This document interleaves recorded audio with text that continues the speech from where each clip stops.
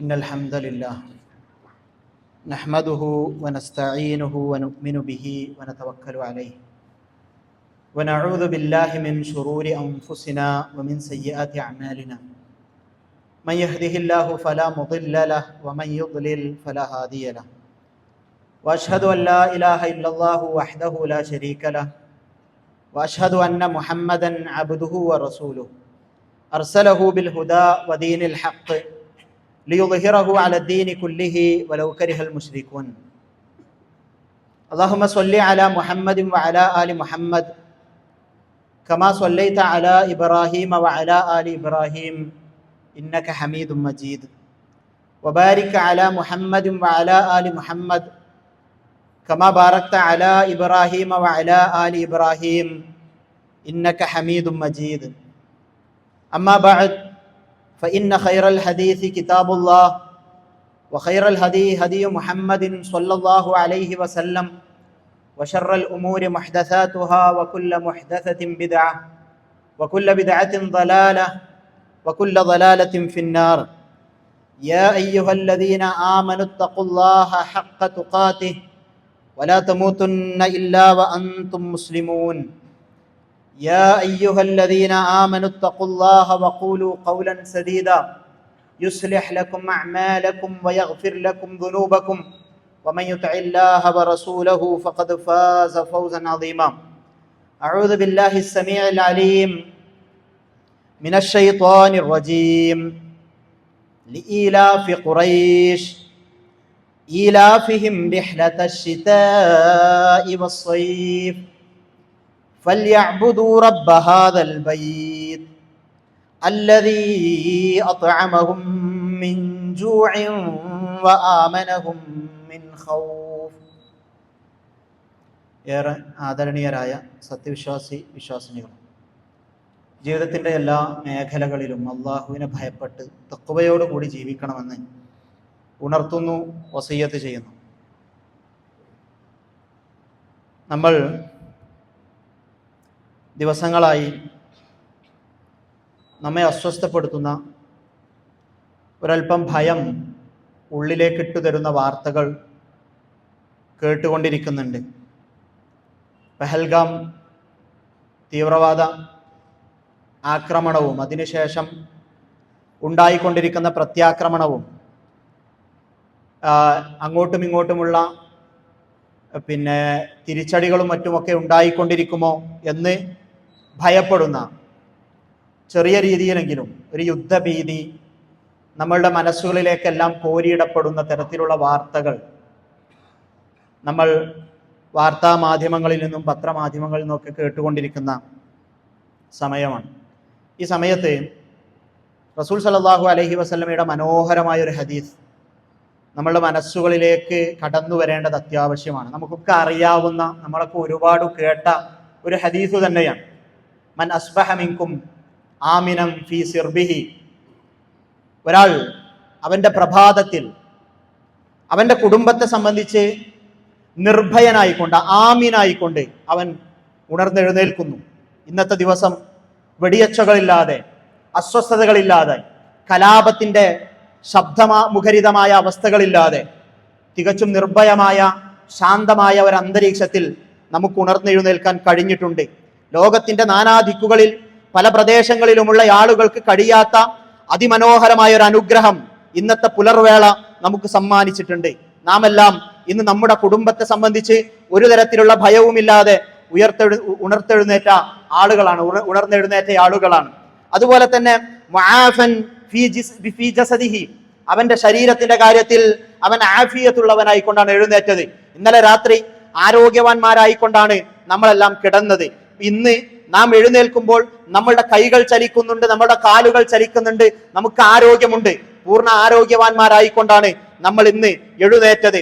ഇൻദഹു ഖൂതു യൗമിഹി, തന്റെ സ്റ്റോക്ക് റൂമിലേക്ക് പോയി നോക്കുമ്പോൾ അവിടെ ഒരു ദിവസത്തേക്കുള്ള, ഇന്ന് പകലന്തിയോളം കഴിക്കുവാനുള്ള ഭക്ഷണ സാമഗ്രികൾ നമ്മുടെ സ്റ്റോക്ക് റൂമുകളിലുണ്ട്. അങ്ങനെയുള്ള അവസ്ഥയിലുള്ള ഒരാൾ അവൻ ഫകഅന്നമാ ഹീസത് ലഹു ദുനിയാ ബിഹദാഫിരിഹാ, ഈ ലോകം മുഴുവൻ കിട്ടിയതിന് തുല്യമാണ്, ഈ ലോകം മുഴുവൻ അടക്കി ഭരിക്കുവാൻ കഴിയുന്ന ഏകഛത്രാധിപതിക്ക് തുല്യമാണ്. ഇന്നത്തെ പുലർവേള കുടുംബത്തോടൊപ്പം സമാധാനമായി എഴുന്നേറ്റ് ആരോഗ്യമുള്ള ശരീരം നൽകപ്പെട്ടവനായി, അതുപോലെ തന്നെ ഒരു ദിനത്തിലേക്കുള്ള ഭക്ഷണം തന്റെ കയ്യിലുള്ളവൻ. നമ്മുടെ വീടുകളിലൊക്കെ മാസങ്ങളോളം കഴിയുവാനുള്ള ഭക്ഷണമുണ്ട്, നമുക്ക് ആരോഗ്യമുണ്ട്, സമാധാനം വർഷങ്ങളായി നമ്മൾ അനുഭവിച്ചു കൊണ്ടിരിക്കുന്നുണ്ട്. ഈ അമ്ന്, ഈ നിർഭയത്വം നമ്മൾ അനുഭവിച്ചു കൊണ്ടിരിക്കുന്നുണ്ട്. അങ്ങനെയെങ്കിൽ നമുക്ക് അല്ലാഹു നൽകിയത് ഈ ലോകം മുഴുവൻ അടക്കി ഭരിക്കുന്നവനുള്ള അനുഗ്രഹം എത്രയാണോ അത്രമേൽ അനുഗ്രഹങ്ങൾ ഉള്ളവരായിക്കൊണ്ടാണ് ഇന്നത്തെ പുലർവേള നമ്മൾ എഴുന്നേറ്റിട്ടുള്ളത്. നന്ദി കാണിക്കണ്ടേ? ഈ അനുഗ്രഹം നമ്മൾ തിരിച്ചറിയണ്ടേ? നമ്മൾ ആരാന്റെ വീട് നോക്കി, അവന്റെ വാഹനം നോക്കി, അവന്റെ ഉടയാടകളെ നോക്കി അസ്വസ്ഥരാകുമ്പോ മറന്നു പോകുന്നുണ്ടോ? ഇതെല്ലാം അള്ളാഹു കനിഞ്ഞു നൽകിയ വലിയ മനോഹരമായ അനുഗ്രഹമാണ് എന്നുള്ളത് നമുക്കൊരു കാലഘട്ടമില്ലായിരുന്നോ? 921 കാലഘട്ടം വല്യുപ്പമാർ ജീവിച്ചു പോന്ന പ്രയാസത്തിന്റെ കഥനകഥകൾ നിങ്ങൾക്ക് പറയാനില്ലേ? യുദ്ധം, വൈധവ്യം, പട്ടിണി, കോളറ, വസൂരി, എത്രയെത്ര പുരുഷന്മാരാണ് മരിച്ചു വീണത്, എത്രയെത്ര സ്ത്രീകളാണ് വിധവകളാക്കപ്പെട്ടത്, എത്രയെത്ര വീടുകളിൽ നിന്നാണ് പട്ടിണിയുടെ കുട്ടികളുടെ കരച്ചിലുകൾ ഉയർന്നത്.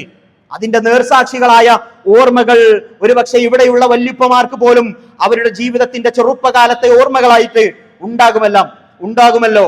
അതുപോലെ തന്നെ വീട്ടിലേക്ക് കടന്നു വരുമ്പോൾ ഉപ്പയെ നോക്കി വിശന്നു കരഞ്ഞ കുഞ്ഞുങ്ങൾ ഉണ്ടായിരുന്ന ഒരു കാലഘട്ടം നമ്മളുടെ ഈ നാട്ടിലും ഉണ്ടായിരുന്നു എന്നത് പഴമക്കാരുടെ കഥകളായി പുതിയ തലമുറയും കേട്ടു കാണുമല്ലോ.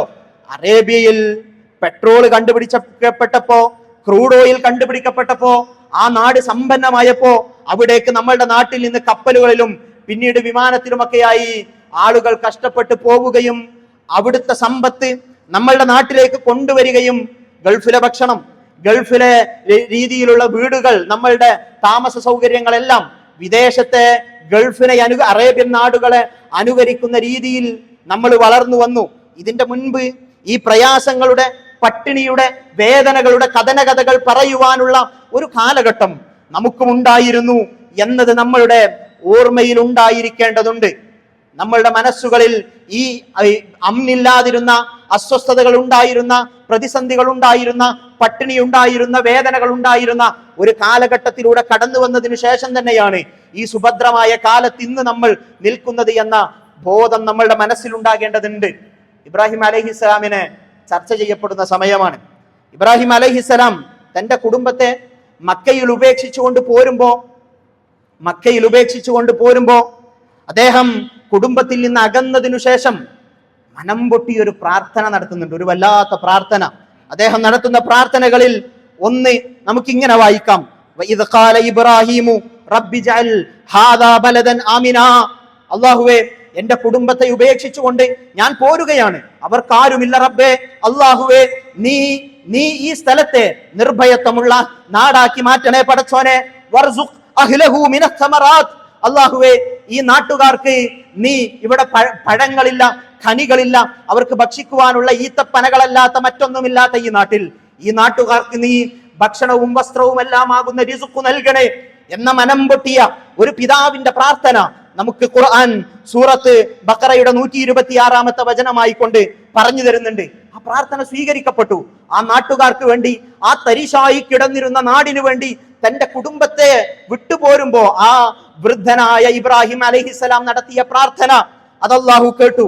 ലഇലാഫി ഖുറൈശ് ഇലാഫിഹിം റിഹ്ലത ശിതാഇ വസ്സൈഫ് ഫല്യഅബ്ദു റബ്ബ ഹാദൽ ബൈത്ത് അല്ലദീ അത്അമഹും മിൻ ജൂഇൻ വആമനഹും മിൻ ഖൗഫ്. ഇദാ ഖുറൈശികൾക്ക് ഇണക്കമുണ്ടാക്കി കൊടുത്തിരിക്കുന്നു.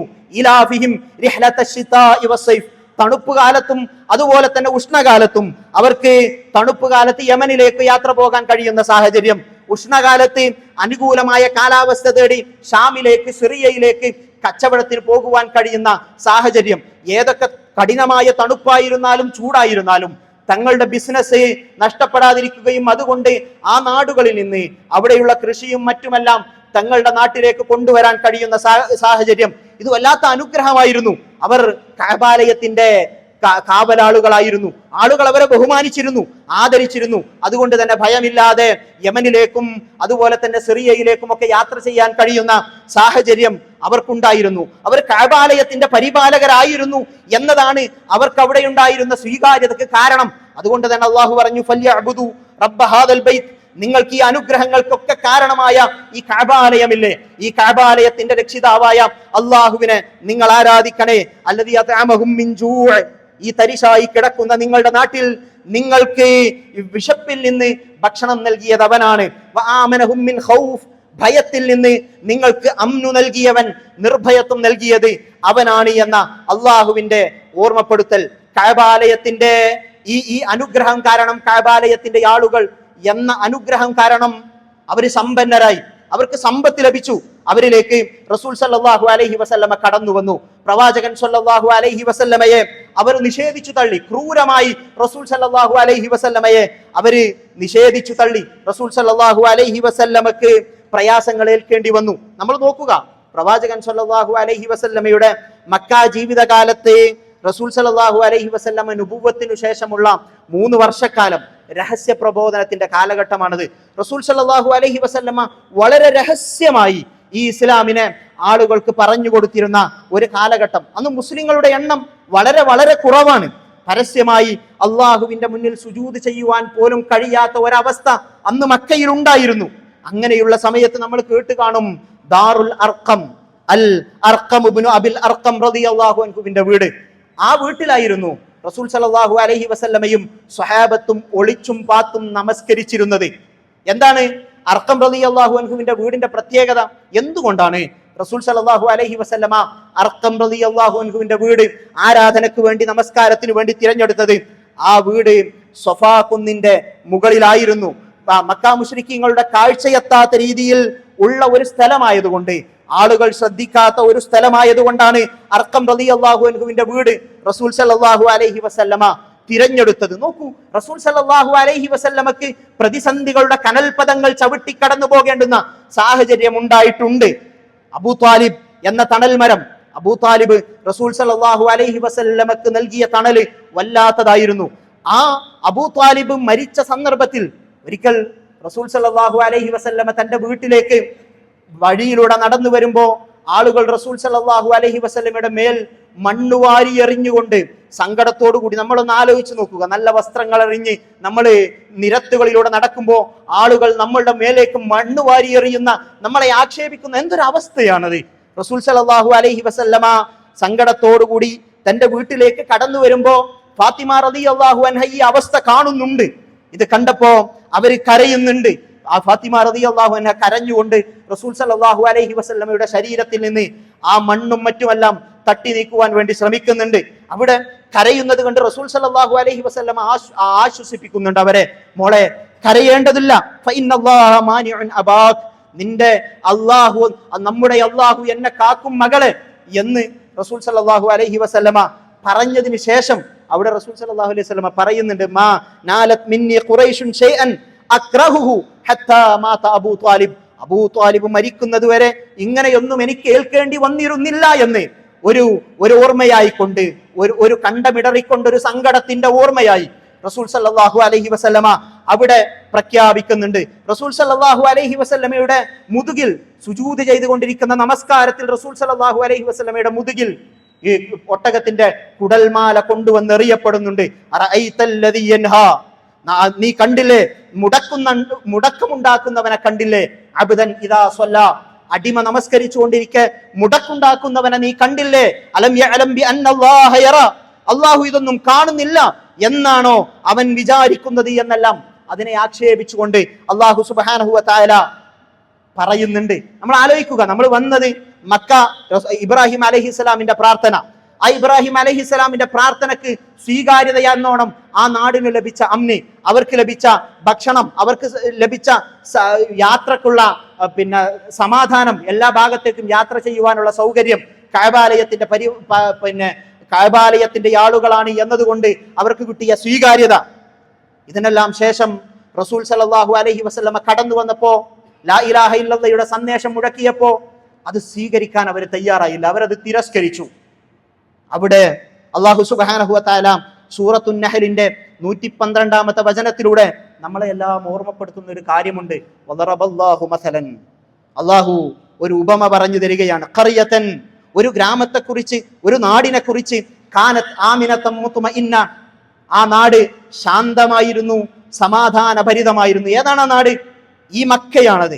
കഅബാലയം ഉൾക്കൊള്ളുന്ന മക്ക എന്ന നാടിനെ പറ്റി അള്ളാഹു പറയാണ്, ഞാൻ നിങ്ങൾക്കൊരു ഗ്രാമത്തിന്റെ കഥ പറഞ്ഞു തരട്ടെ. ആ നാട് ശാന്തിയുള്ളതായിരുന്നു, സമാധാനം നിറഞ്ഞതായിരുന്നു. മാത്രവുമല്ല, യഅ്തിഹാ റിസ്ഖുഹാ റഗദൻ മിൻ കുല്ലി മകാൻ, നാനാഭാഗത്തു നിന്നും സുഭിക്ഷമായി അവർക്കുള്ള റിസ്ഖ് എത്തിയിരുന്നു. ഈ തണുപ്പുള്ള സമയത്തും ഉഷ്ണകാലത്തുമെല്ലാം അവർക്ക് യമനിലേക്കും സിറിയയിലേക്കുമെല്ലാം യാത്ര ചെയ്യുവാൻ കഴിഞ്ഞതുകൊണ്ട് സുഭിക്ഷമായി, ഏത് കാലാവസ്ഥയും പ്രശ്നമല്ലാതെ അവർക്ക് സമ്പത്ത് ലഭിച്ചിരുന്നു. ഇങ്ങനെ ലോകത്തിന്റെ നാനാഭാഗങ്ങളിൽ നിന്ന് അവർക്ക്, വിവിധ പ്രദേശങ്ങളിൽ നിന്ന് അവർക്കുള്ള റിസ്ഖ് അവർക്ക് വന്നെത്തിയിരുന്നു. അവർ അള്ളാഹുവിന്റെ നിഅമത്തിനെ നിഷേധിച്ചു തള്ളി. റസൂൽ സല്ലല്ലാഹു അലൈഹി വസല്ലമയെ അവർ നിഷേധിച്ചു. അള്ളാഹുവാണ് ഈ അനുഗ്രഹങ്ങളുടെ എല്ലാം ദാതാവ് എന്നത് അവർ മറന്നു കളഞ്ഞു.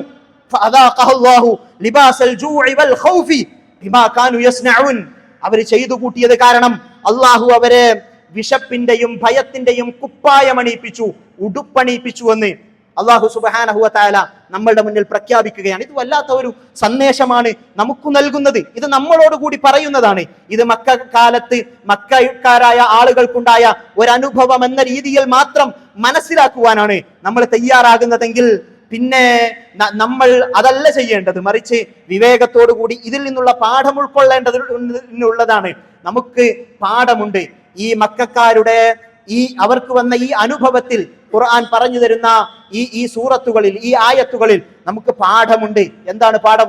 നമുക്കിവിടെ നിർഭയത്വമുണ്ട്, പള്ളികളുണ്ട്, മദ്രസകളുണ്ട്, മതസ്ഥാപനങ്ങളുണ്ട്, പള്ളികളിൽ നിന്ന് ബാങ്കൊലികൾ ഉയരുന്നുണ്ട്, നമുക്ക് നിർഭയമായി നമസ്കരിക്കുവാൻ കഴിയുന്ന സാഹചര്യമുണ്ട്. ഇതൊക്കെ ഉണ്ടായിട്ട് അള്ളാഹുവിനെ മറന്നു കളഞ്ഞാൽ, പള്ളിയിൽ നിന്ന് ബാങ്കൊലി ഉയരുമ്പോൾ അള്ളാഹിനെ മറന്നു കളഞ്ഞാൽ നമുക്കൊരു കാലമില്ലായിരുന്നോ? കൊറോണയുടെ കാലം, പള്ളികൾ അടഞ്ഞു നിന്ന കാലം, ഒരു റമദാൻ പോലും കൃത്യമായി പള്ളികളിലേക്ക് വരാൻ കഴിയാത്ത ഒരു സാഹചര്യം മറക്കാനായിട്ടില്ലല്ലോ. കാലം അധികം കടന്നു പോയിട്ടില്ലല്ലോ. ഈ പള്ളികളിൽ നിന്നും ബാങ്കൊലികൾ ഉയരുമ്പോ നമുക്ക് ഓർമ്മ വേണം, നമ്മുടെ ശരീരത്തിന് ആരോഗ്യമുണ്ട്. പടച്ച റബ്ബിന്റെ മുന്നിൽ സുജൂദ് ചെയ്യുവാൻ നമുക്കൊരു തടസ്സവുമില്ല.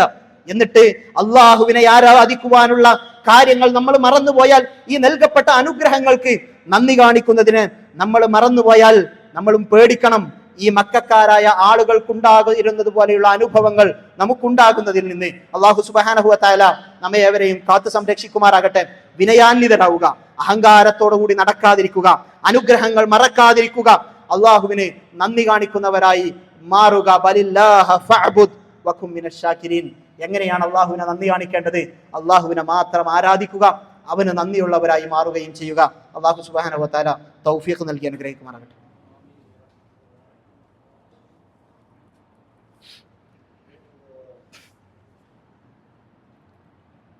അൽഹംദുലില്ലാഹി വഹദഹു വനസറ അബ്ദഹു വഹസമൽ അഹ്സാബ വഹദഹു വസല്ലി വസല്ലിമു അലാ അഫ്ദലി സ്വലാത്തി വഅസ്ക സലാമി വഅതമ്മ തസ്ലീം അലാ നബിയിന മുഹമ്മദിൻ സ്വല്ലല്ലാഹു അലാ ആലിഹി വഅസ്ഹാബിഹി വസല്ലമ തസ്ലീമൻ കസീറ.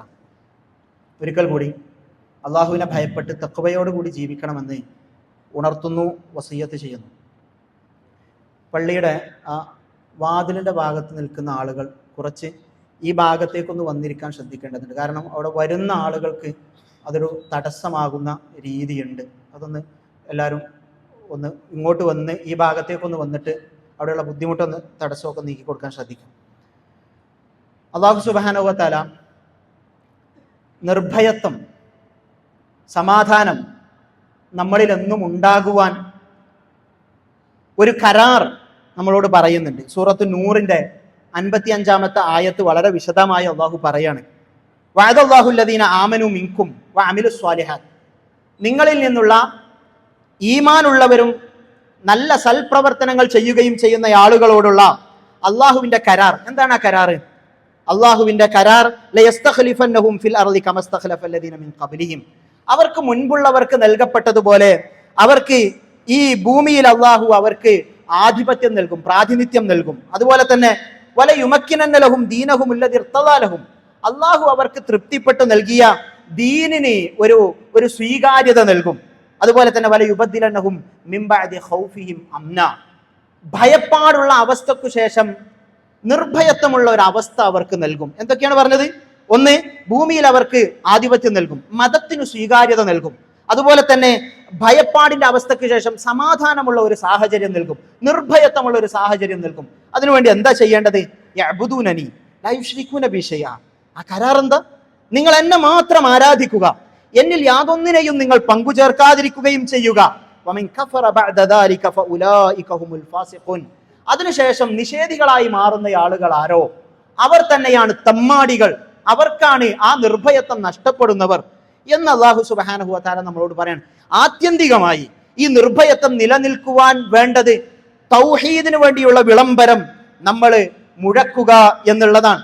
യഥാർത്ഥത്തിലുള്ള അമ്ന്, ഈ ലോകത്തൊരു മനുഷ്യനുണ്ടാകുന്ന വേറെ എന്തൊക്കെ പ്രയാസങ്ങൾ ഉണ്ടായിക്കോട്ടെ, പക്ഷെ അമ്നുൽ അഖീദ, വിശ്വാസപരമായിട്ടുള്ള നിർഭയത്വം ഉണ്ടാവുക എന്നത് വല്ലാത്തൊരവസ്ഥയാണ്.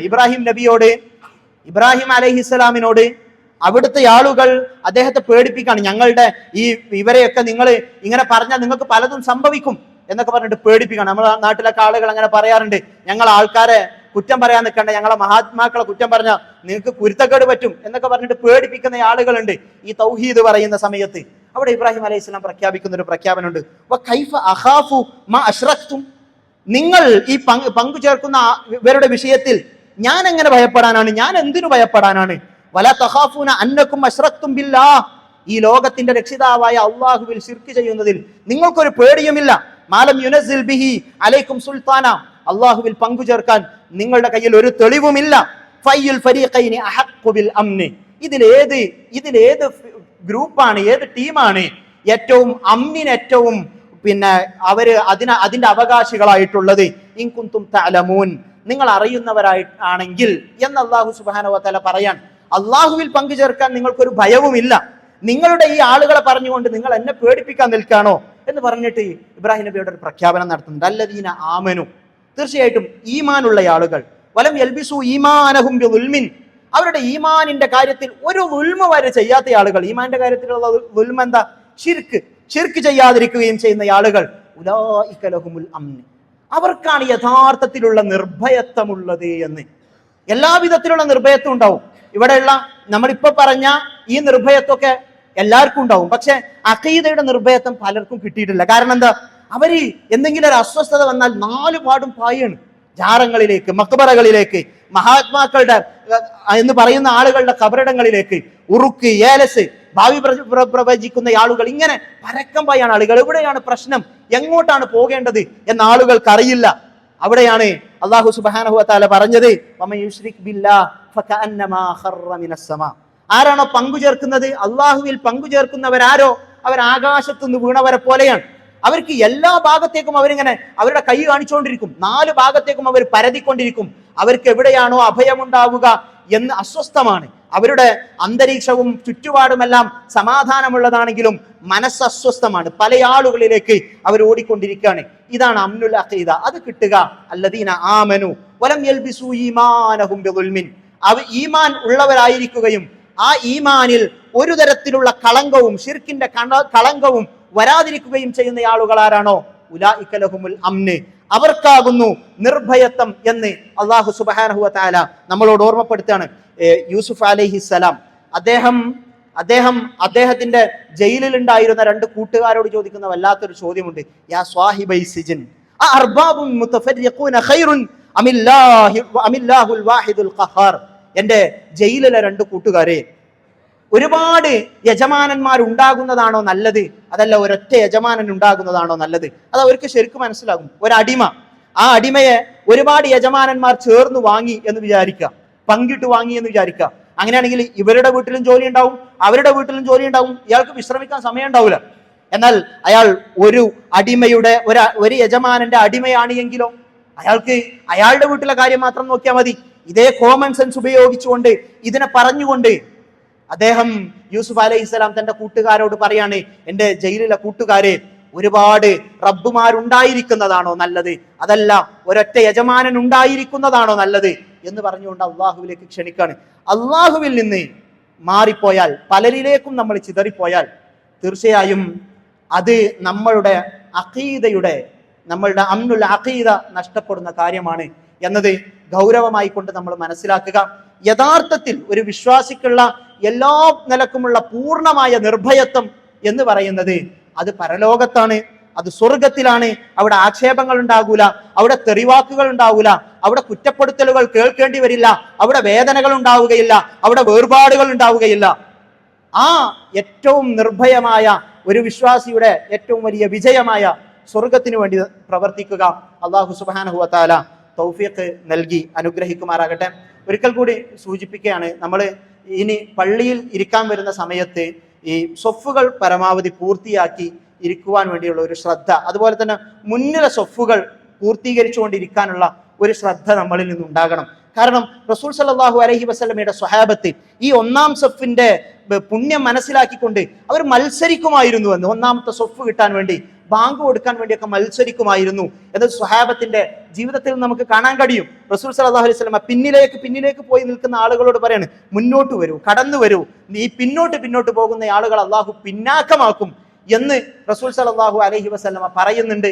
അതുപോലെ തന്നെ സ്വഫുകളിൽ ചേർന്ന് നിൽക്കുവാൻ, കാലുകൾ ചേർന്ന് നിൽക്കുവാൻ, അലാ തസുഫൂന കമാ തസുഫുൽ മലായികതു ഇൻദ റബ്ബിഹ, അള്ളാഹുവിന്റെ അടുക്കൽ മലക്കുകൾ സ്വഫ് കെട്ടുന്നത് പോലെ നിങ്ങൾക്ക് സ്വഫ് കെട്ടിക്കൂടെ എന്ന് ചോദിക്കുമ്പോൾ സ്വഹാബത്ത് ചോദിക്കാണ്, പറഞ്ഞൊരു റസൂൽ, എങ്ങനെയാണ് മലക്കുകൾ സ്വഫ് കെട്ടുന്നത്? യുതിമ്മൂന സുഫൂഫൽ ഉവൽ, അവരൊന്നാമത്തെ ആദ്യത്തെ സ്വഫുകൾ പൂർത്തീകരിക്കും. അതുപോലെ തന്നെ അവര് സ്വഫുകളിൽ ചേർന്ന് നിൽക്കുകയും ചെയ്യും.